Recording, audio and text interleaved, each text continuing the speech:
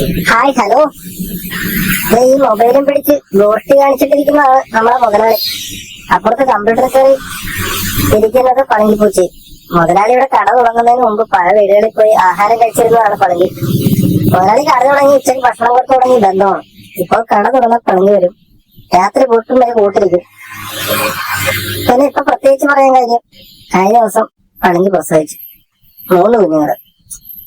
കട അടച്ചിരുന്ന രാത്രി ആയതുകൊണ്ട് കടയുടെ മുകളിൽ എവിടെയാണ് പ്രസവിച്ചത്. പക്ഷെ ഒരു നല്ല മഴ വന്നപ്പോ പളങ്കി താഴെ വന്ന് നോക്കി കട തുറന്നിട്ടുണ്ടെന്ന് ഉറപ്പുവരുത്തി 3 കുഞ്ഞുങ്ങളെ കടയിലേക്ക് കൊണ്ടുവന്നു. പിന്നെ അമ്മയും മക്കളും കടയിലായി. രാത്രി കടയിട്ട് അടച്ചിട്ടിട്ടാണ് പാവം നമ്മളെ മുതലാളി വീട്ടിൽ പോകാം. പ്രശ്നം കുഞ്ഞുങ്ങൾ വലുതായി വരുന്നു. ആരെങ്കിലൊക്കെ എത്തിച്ചില്ലെങ്കിൽ ആകെ പ്രശ്നവും.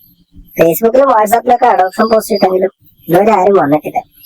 ഇനി എന്ത് ചെയ്യുമെന്ന ആശങ്കയിലാണ്. കാരണം ഞാനടക്കം മുതലാളി വീട്ടിൽ കുറെ പേരുണ്ട്.